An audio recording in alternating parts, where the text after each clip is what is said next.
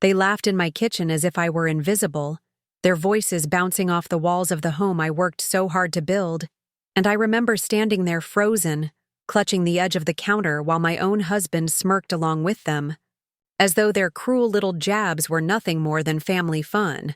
But I knew better. Every word was a deliberate stab. Every chuckle meant to remind me that in their eyes I would never be enough, never worthy of their son, never truly part of their circle. And in that moment, a fire lit in my chest so hot I thought I might break the glass in my hand just to silence the sound of it. Because this wasn't harmless teasing. It was a ritual humiliation they had perfected over years, perfected so well that my husband had grown blind to it.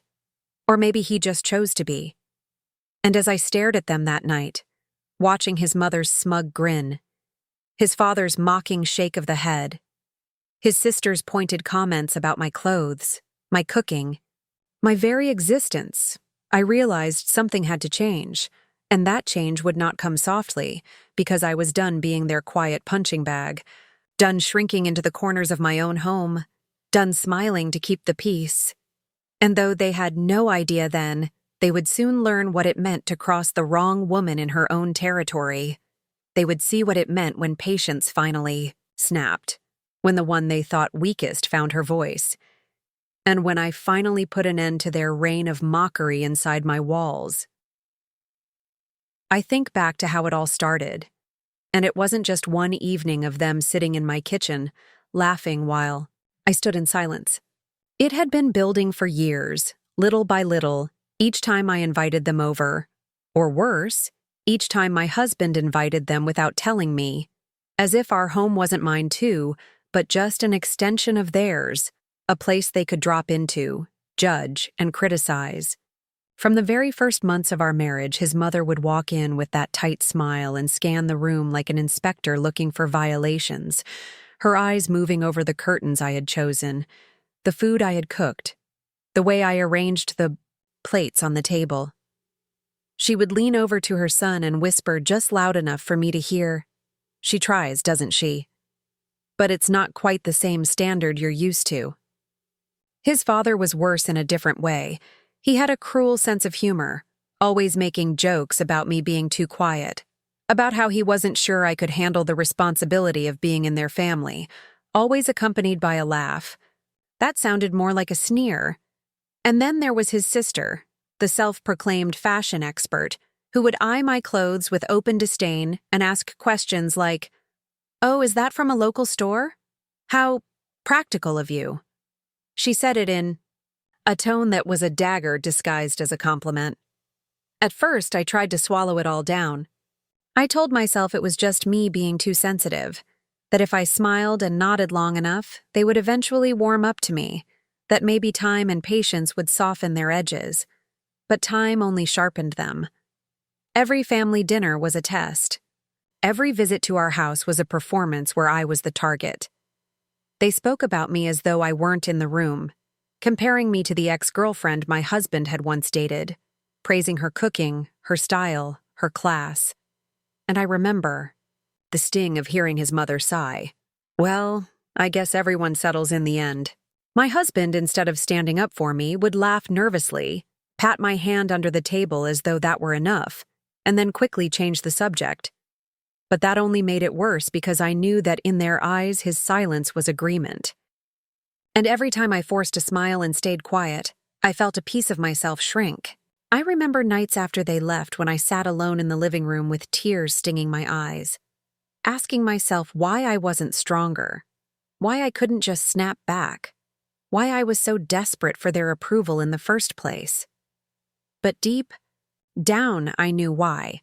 Because I believed that family mattered, that keeping peace was worth swallowing my pride, that if I just kept showing kindness, eventually it would be reciprocated.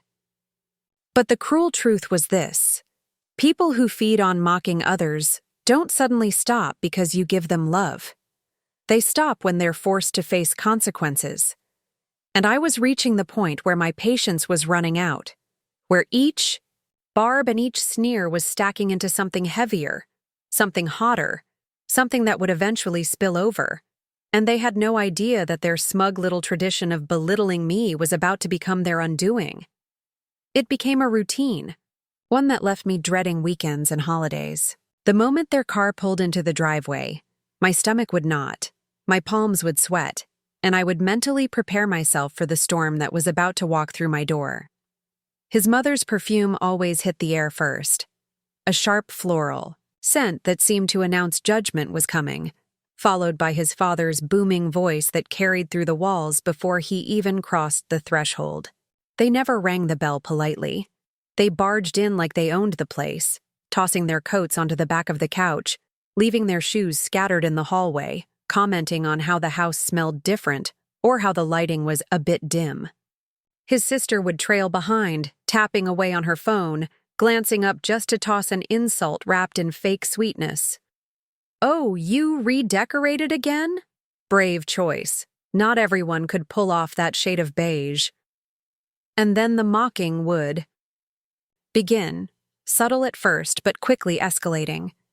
They mocked my cooking even though I spent hours preparing it, poking at the dishes as though they were suspicious experiments.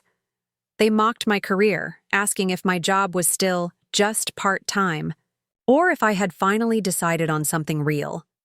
They mocked the way I spoke, the way I laughed, even the way I set the table. It was like every detail of my existence was a punchline to their private joke. What cut the deepest wasn't just their cruelty. It was my husband's silence. Sometimes, he would smirk along with them, pretending it was all harmless fun, and other times he would try to smooth things over with vague comments like, "That's just how they are, don't take it personally." But how could I not? When it's your own home, your own life, your own heart being treated like a comedy show, how do you not take it personally? I started withdrawing, avoiding conversations, finding excuses to stay in the kitchen while they laughed in the living room, trying to minimize my exposure to the ridicule. But of course they noticed. His mother would call out, "Why are you hiding, dear? Come join us, we're just having a bit of fun." And the laughter that followed felt like knives cutting through the walls. What they didn't know was that each time they mocked me, I was taking mental notes. I was recording their words in my memory like evidence in a case file, every cruel remark cataloged and stored. And slowly, the fear and shame that once consumed me began to shift into something else. Something harder, sharper, more dangerous. I stopped crying after they left. I stopped begging my husband to defend me. Instead, I began planning. Because I knew one day the moment would come when all their mocking would backfire, when every word they used against me would be used to silence them instead. And in that moment, they would learn that the woman they thought they could bully into submission was far stronger, far more calculating, and far less forgiving than they had ever imagined. The breaking point came on a night that was supposed to be simple, just a casual dinner. I had cooked a meal that took me all afternoon, roast chicken, fresh vegetables, homemade bread, because some foolish part of me still wanted to prove that I was capable, that I was worthy of their respect. But the moment they sat down, the mockery began. His father stabbed at the chicken with his fork and said, "Dry, isn't it? Maybe you should have asked your mother-in-law for her recipe, she's a real cook."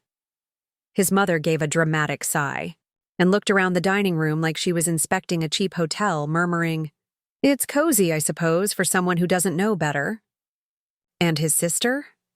She scrolled through her phone, then laughed and said to no one in particular, "Remember when John dated that girl who went to culinary school? What was her name again? She would have killed this dish." My husband chuckled, as though it were harmless nostalgia. But I saw the way his eyes flickered to me. He knew exactly what they were doing, and he still chose silence. That was when something inside me snapped. I felt this eerie calm wash over me, the kind of stillness that comes not from peace, but from resolve. I looked at them across the table, at their smug little faces, at the way they leaned on each other's. Cruelty as though it were a sport, and I thought, no more. I didn't shout. I didn't cry. I simply put my fork down, folded my hands, and let their words hang in the air until the silence made them fidget. And then I smiled. Not the polite smile I used to force, but a smile that came from knowing something they didn't. I said, "You seem awfully comfortable in this house. Comfortable enough to forget that it's mine." His father chuckled, ready to turn it into another joke, but I didn't let him. I kept my eyes locked on his, steady, unwavering, and added, "Do you know what the difference is between being a guest and being an intruder? Guests are welcomed. Intruders are tolerated. And my patience for tolerating has just run out." The room went silent. For the first time in years, they had no snappy comeback, no mocking laugh to hide behind. His mother's face tightened, his sister shifted uncomfortably in her chair, and even my husband looked at me with wide eyes, as though seeing me for the first time. I rose from the table slowly, deliberately, and walked into the kitchen. When I returned, I carried a folder thick with papers, receipts, bills, records. I laid it flat in front of them. "Every dollar I've spent on meals, on hosting you, on keeping this house in order while you tear me down, it's all here, itemized, documented." I tapped the cover once. "If you want to keep treating me like a servant in my own home, you can start paying for the privilege. Otherwise, you can treat me with the respect I've earned." The shock on their faces was priceless. They weren't used to being confronted, especially not by me. His father cleared his throat as though about to argue, but the words caught in his mouth. His mother's lips trembled, and his sister muttered something about me being overly dramatic, but her voice lacked its usual sharpness. And my husband? He sat frozen, torn between the family he grew up with and the woman who was finally refusing to be humiliated. For the first time, I didn't feel small in that room. I didn't feel like the outsider. I felt powerful. And I knew deep in my bones that this was only the beginning, that I had just shifted the balance in a way they would never forget. After that night, things didn't magically change, but the ground beneath them had shifted, and they could feel it. The next time they came over, they weren't as quick to toss their coats wherever they pleased or scatter their shoes in the hallway. They lingered awkwardly at the door, waiting for me to tell them where to put their things. And for the first time, I realized they were beginning to see me not as someone to mock, but as someone who controlled the space they were entering. Still, their old habits crept in. It was in their nature. His mother made a comment about the curtains looking cheap. His father cracked another of his tired jokes about me being quiet as a mouse, and his sister rolled her eyes at the dinner spread like she was too good for anything I prepared. But instead of biting my tongue, instead of letting it pass, I met each comment head on. When his mother sniffed at the curtains, I smiled and said, "Yes, they're affordable, and every cent came from my paycheck, not yours." When his father made his joke, I leaned forward and replied, "Quiet doesn't mean weak. You should know that by now." And when his sister rolled her eyes, I placed her plate in front of her and said, "If you'd like something better, the kitchen's right there, feel free to cook." My words weren't loud, they weren't cruel, but they were sharp enough to make them flinch. And the best part? I didn't look at my husband for support anymore. I didn't wait for him to defend me. I defended myself, and in doing so, I forced him to witness the strength he had ignored for so long. Later that night, after they left in stony silence, he turned to me with a strange look on his face, half shocked, half admiring, and asked, "Where did that come from?" I looked him straight in the eye and said, "It's always been here. You just never wanted to see it." From that moment, a shift happened not only in his family, but in my marriage. He could no longer pretend not to notice the way they treated me because I wasn't giving him that option anymore. Every time they mocked, I countered. Every time they tried to put me down, I stood taller.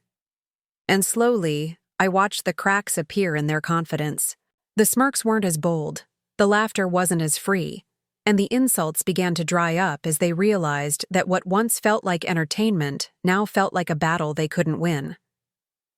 What they didn't know was that my folder of receipts and records wasn't just a bluff, it was part of something much larger I had been preparing. I had been documenting not just the expenses of hosting them, but the patterns of their behavior. The text messages where they mocked me behind my back, the voicemails where his mother criticized me, even the photos of the messes they left behind, in our house.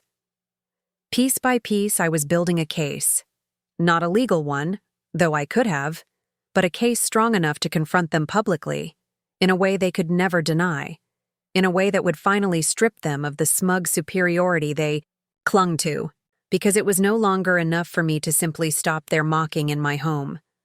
I wanted them to feel the weight of their actions the way I had felt it for years. And when the time came, I would deliver that weight right back into their hands. The real turning point came at a family gathering.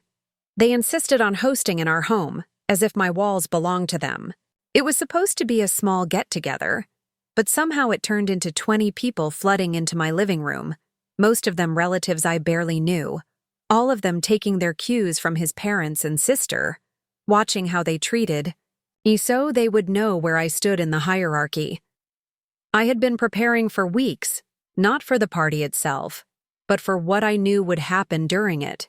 I set the table with precision, every dish placed just so, not because I cared about impressing them anymore, but because I wanted no distractions when the moment arrived. His mother arrived first, as usual, sweeping in like royalty, announcing loudly that she had brought backup desserts just in case mine weren't edible. His father followed with his booming laugh, clapping my husband on the back, ignoring me entirely. His sister lingered at the doorway, her eyes scanning my outfit before she smirked and whispered something into her phone. It was the same script, as always, only this time I wasn't nervous. I was steady, calm, almost excited. As the evening wore on, the mocking picked up speed. They joked about my cooking in front of everyone, asked pointed questions about whether I was still working that small job, compared me, again, to the ex-girlfriend, and laughed as if the punchline was my existence. But what they didn't know was that this time, I had prepared the stage. When dessert was served, I excused myself briefly, went upstairs, and brought down the folder I had been compiling. I set it in the center of the table, slid it toward my husband's family, and in a voice that carried through the chatter, I said, "Since you seem to enjoy making me the subject of your entertainment, let's give everyone the full show." The room went still. I opened the folder and pulled out the first page, screenshots of texts his sister had sent mocking my appearance, messages she had accidentally left in a group chat that included me. Gasps rippled through the table. Next came the printed transcripts of voicemails from his mother, where she criticized my housekeeping, my cooking, even my education, her voice dripping with disdain. Then the photographs of the chaos they left behind after their visits, dirty dishes piled high, coats thrown everywhere, messes I cleaned while they laughed. Finally, I laid down the receipts, page after page, documenting every dollar I had, spent feeding them, hosting them, covering costs for gatherings they claimed as their own. "This," I said calmly, "is the reality behind your jokes. This is what it costs, financially and emotionally, for me to be the target of your cruelty. And tonight, I'm done paying the price." You could hear the air shift in the room. His mother's face flushed a deep red. His father tried to stammer out a defense, but his words faltered, and his sister pushed her chair back like she wanted to disappear. The extended family, the cousins and aunts and neighbors, sat in stunned silence, their eyes darting between me and the people who had crowned themselves untouchable. My husband, for once, didn't move to cover for them. He sat frozen, staring at the pile of evidence that made denial impossible. I didn't shout. I didn't cry. I just let the truth sit there, undeniable, until the weight of it pressed down on everyone at that table. And then I delivered the final blow. This is my home. You are welcome here as guests, but never again as mockers. If you can't respect me, then you don't set foot past this door. The silence that followed was heavier than any insult they had ever thrown at me. For the first time, the power shifted, and they felt it. The fallout from that night was immediate and brutal for them. The whispers started before the dishes were cleared, aunts exchanging glances, cousins murmuring under their breath, neighbors texting each other beneath the table. By the time dessert was barely touched, the story was already spreading through the family tree. How the daughter-in-law they loved to ridicule had exposed every cruel word, every receipt, every proof of their behavior in front of their own. Blood. His mother tried to salvage dignity, forcing a brittle smile and saying, "Well, we were only joking, dear. It was never that serious." But the evidence on the table stripped her words bare, and no one laughed with her this time. His father leaned back in his chair, eyes narrowed, as though he could intimidate me into shrinking again. But when I held his stare without flinching, he was the one who looked away. His sister was the easiest to unravel. She grabbed her phone, muttered that everything was out of context, and stormed into the hallway. But the texts on the printouts didn't lie, and the people who had once cheered her on now looked at her with quiet disapproval. My husband's silence that night was different. It wasn't complicit anymore. It was heavy, almost ashamed, like the weight of years of letting this slide had finally landed on his shoulders. Later, when everyone filed out awkwardly, leaving half-eaten food and shattered pride behind, he closed the door and leaned against it, as though he couldn't quite process what had happened. I stood there calmly, my folder still on the table, and said, "This was long overdue." In the days that followed, the ripple effects spread wider than I imagined. His mother's friends stopped coming around as often, wary of being associated with her cruelty.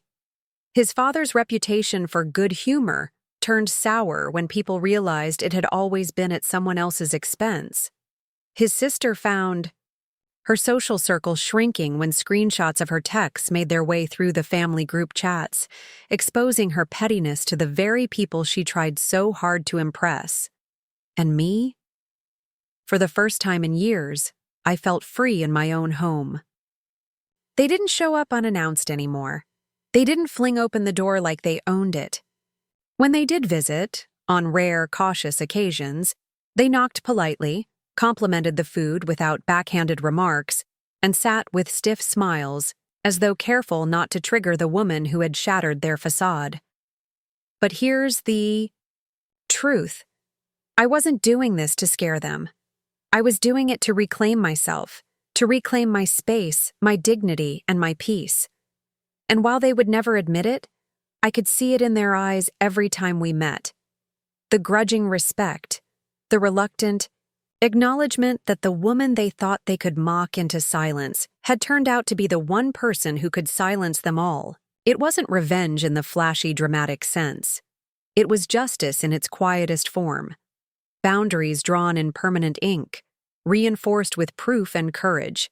And it left them with no choice but to fall into place, exactly where they should have been all along. In the weeks that followed, I noticed how quickly the balance of power had changed, almost as if someone had flipped a switch they could never turn back on.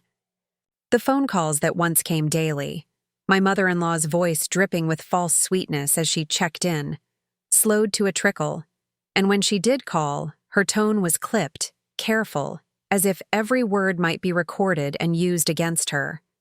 His father, who used to stride into my kitchen and pour himself a drink without asking, now lingered near the door during visits, waiting for permission like a schoolboy hoping not to be scolded. And his sister, the loudest of them all, barely spoke when she was in the same room with me.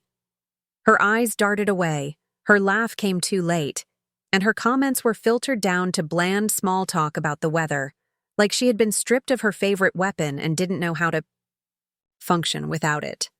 My husband was different too.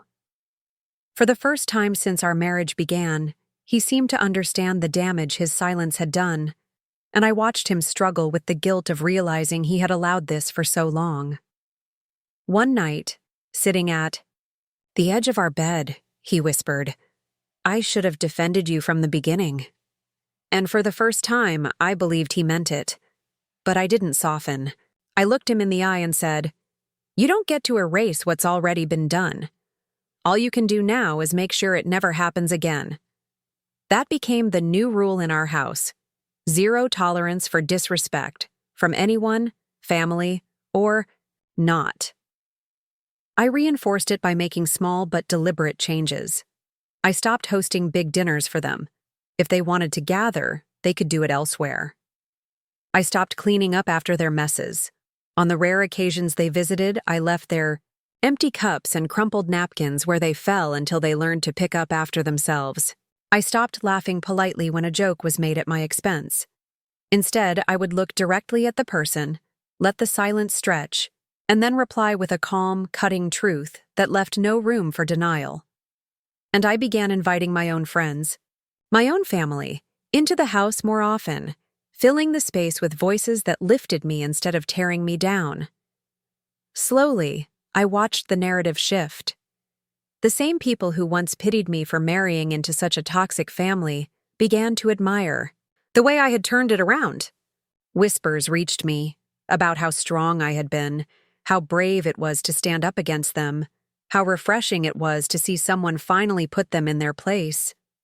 It was validation, but more importantly, it was proof that I wasn't crazy, that I hadn't been imagining their cruelty all those years. They had mocked me in my own home, but now that same home had become my fortress, and they were the ones walking on eggshells. And deep down, I knew they would never forget the night I turned their laughter into silence. The most satisfying part wasn't just their silence, but the way the rest of the family began to see through them. For years, his parents had crafted an image of themselves as pillars of tradition, the witty, respected elders who could do no wrong. His sister had thrived in their shadow, her barbed tongue excused as just her sense of humor. But after that night in my dining room, their image fractured. Cousins who once chuckled along at their jokes now looked at them differently, with unease instead of admiration. Aunts who used to brush off their cruelty began sending me quiet messages of support. "We saw how they treated you. We're glad. You stood up for yourself." Even neighbors who had attended the dinner pulled me aside later, admitting they had never realized just how relentless the mockery had been. The cracks widened every time the story was retold, and it was retold. At gatherings I wasn't even present for, whispered like family folklore. The night the daughter-in-law finally exposed the mighty in-laws and made them squirm. And it wasn't just talk. Their invitations started to dry up. People stopped showing up to their parties, stopped calling them first, stopped treating them like the family royalty they once believed themselves to be. For the first time, they were on the outside looking in, while I, ironically the woman they had tried to belittle into nothing, was being quietly welcomed in their place. My husband struggled with this shift more than anyone. It forced him to reckon with the fact that I had done what he hadn't, faced them head-on. For weeks, he alternated between guilt and admiration, trying to bridge the years he had failed to protect me. But I didn't let him off easy. I told him plainly, "I will never go back to being the woman who swallowed my voice to keep the peace. If you want this marriage to last, you will stand beside me. Not behind me, not silent, beside me." And he listened. For the first time, he listened. When his mother made a snide comment at a family barbecue, he cut her off mid-sentence and said, "Don't speak to my wife like that." When his father tried to laugh it away, he added, "It's not funny anymore. It never was." And when his sister rolled her eyes, he told her flatly, "Grow up." It was as if he had finally woken up, and while part of me resented that it took so long, another part of me savored the shift. I had spent years shrinking in my own home, but now every corner of it breathed differently. The walls that had once echoed with their laughter at my expense now echoed with my strength. They mocked me in my own home, but now, when they stepped through that same door, they did so with lowered eyes and careful words. And that was the sweetest justice of all, watching them walk through the space they once dominated, knowing they would never again feel comfortable mocking me there, because they knew what I was capable of when pushed too far. Months later, the distance between us and his family had become almost physical, like an invisible barrier that kept them at arm's length. They still showed up for the big occasions, holidays, birthdays, but the tone was never the same.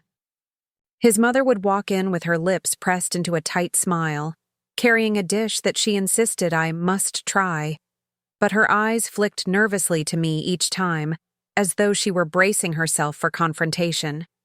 His father's booming laugh, once the centerpiece of every visit, had shrunk into awkward chuckles that died quickly when no one joined in. His sister, always the sharpest-tongued of them all, barely spoke above a murmur, her gaze darting anywhere but my direction. I had become the unspoken authority in my own house, and it was intoxicating. But here's the thing. I didn't use that authority to be cruel. I didn't mock them back. I didn't belittle them the way they had done to me. I didn't need to. My silence, my boundaries, my calm strength were louder than any insult could ever be.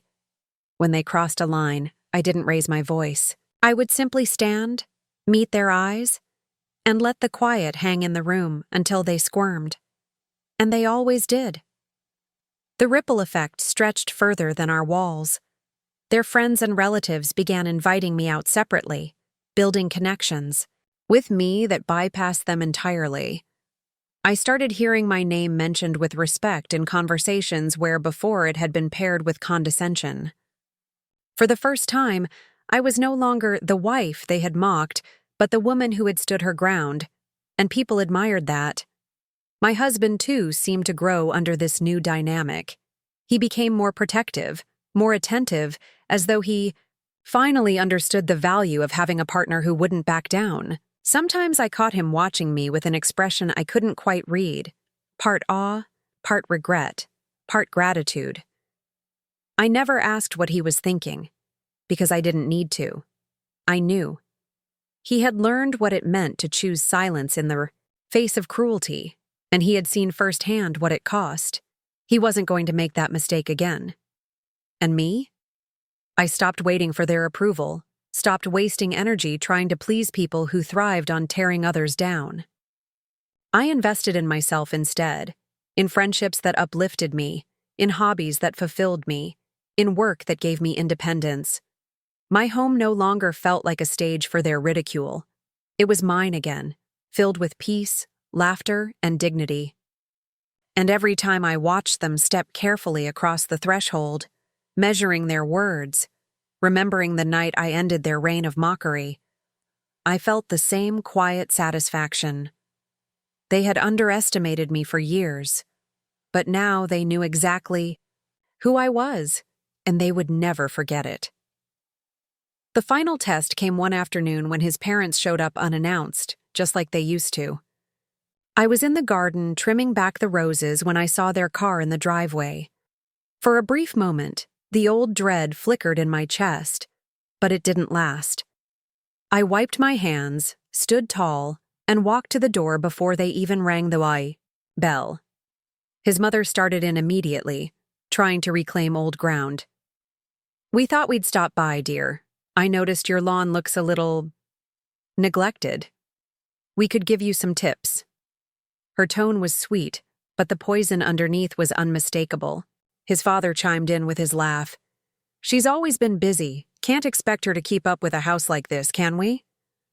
And his sister, arms crossed, gave me that look that used to make me feel so small, the one that said she was above me, that she was amused by my very existence.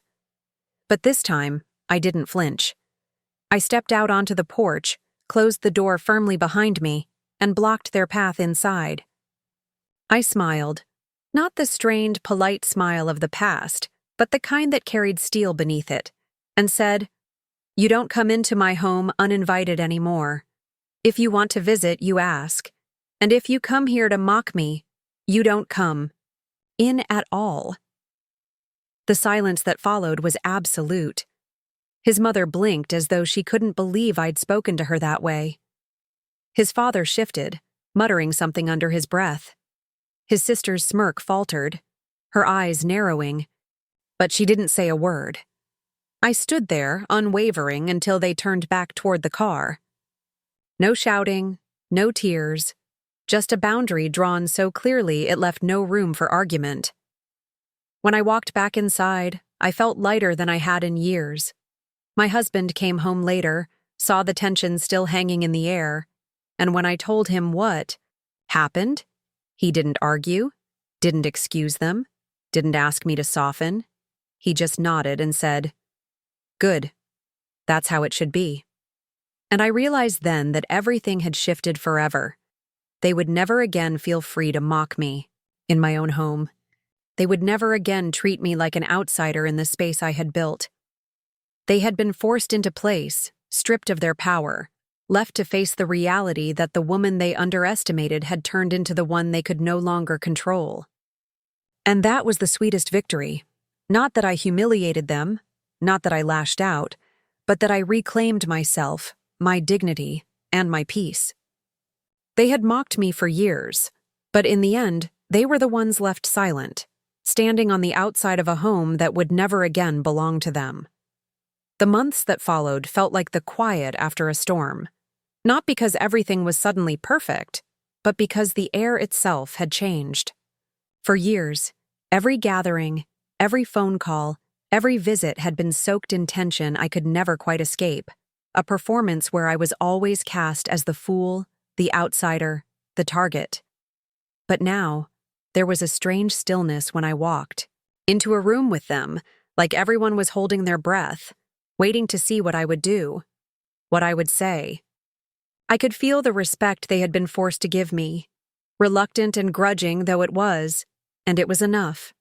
His mother, once so quick with her sharp remarks, now spoke in clipped sentences, her voice thin and measured, as if she was terrified.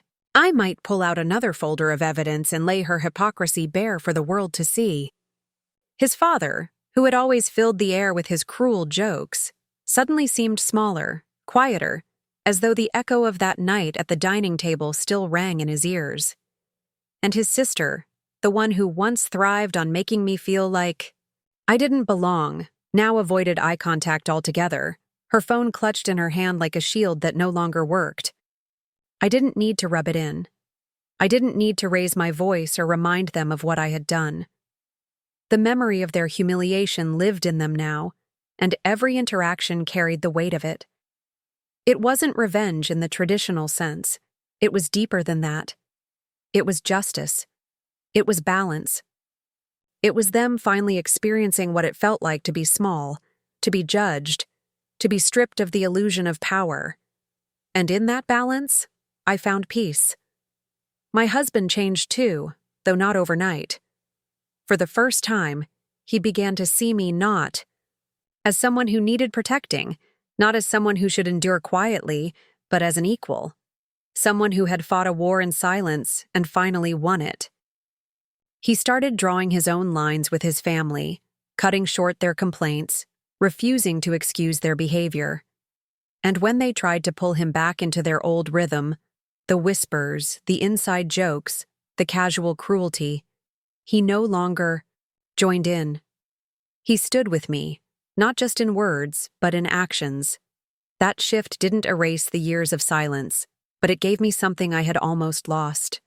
Faith that he could grow, that he could learn, that he could be the partner I had needed. All along. The more time passed, the more I realized that I no longer craved their approval. I no longer measured myself by their standards or twisted myself into knots trying to win their favor. I had built my life, my home, my identity without them, and now they were the ones standing at the edges, unsure of how to exist without the power they once wielded. The irony wasn't lost on me. They had spent years mocking me in my own home, but now that same home had become their reminder that cruelty has consequences. that disrespect has limits, that sometimes the quietest person at the table is the one you should fear the most. And as I stood in the kitchen one evening, looking out the window at the garden I had planted with my own hands, I felt something I hadn't felt in years. Not anger, not bitterness, but freedom. Because in reclaiming myself, I had taken back everything they had tried to strip from me, and I knew they would never be able to touch it again. The final piece of it all came to me not in a dramatic showdown, but in a quiet realization. One evening when the house was still and I sat alone in the living room, the same room that had once echoed with their laughter at my expense, I looked around at the space I had built. Every picture on the wall chosen by me, every piece of furniture arranged to my liking, every trace of their ridicule scrubbed clean, and I felt an overwhelming sense of victory.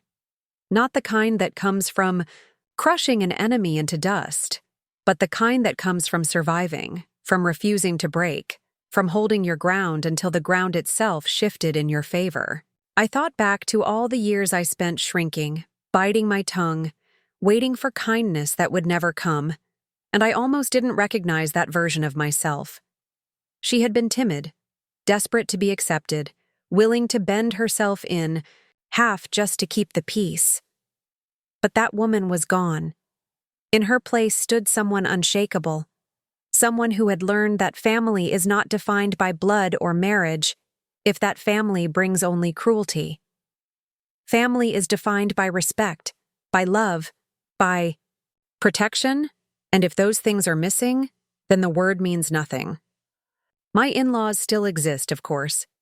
They hover at the edges of our lives, careful, restrained, their voices softer now, their laughter subdued. They still try, in their own ways, to claw back some of the power they lost that night. But they know better than to cross the line again. The memory of their humiliation is too fresh, the sting of being silenced too raw. And every time they step into my home now, I watch the way they move. The way his mother straightens her back as if to project dignity. The way his father forces a smile that doesn't quite reach his eyes. The way his sister fidgets with her, phone like a lifeline. And I know that the balance will never shift back. My husband stands differently too. He no longer looks away when their comments start to slip. He cuts them off, backs me up, makes it clear where his loyalties lie. It took years of silence for him to realize the damage he allowed. But in the Qatar, and he chose me. He chose us. And while the wounds they caused will never fully vanish, the scars have become reminders of the strength I never knew I had until I was forced to use it. I don't tell this story for pity. I don't tell it to boast. I tell it because I know there are women out there sitting at tables just like mine, smiling through tears, shrinking themselves down to keep the peace, convincing themselves that maybe one day the mockery will stop on its own. But it doesn't. It stops when you decide you are done being the target. It stops when you stop asking for respect and start demanding it. It stops when you find the courage to stand up, even if your voice shakes, even if you stand alone. They mocked me in my own home, but in the end, I took back my voice, my space, my dignity. And now, every time I walk through my door, I carry the quiet power of knowing that no one, not his family, not anyone, will ever make me feel small here again. Because this is my home, my life, my story, and I will never let anyone rewrite it but me. So tell me, do you think I went too far? Or not far enough?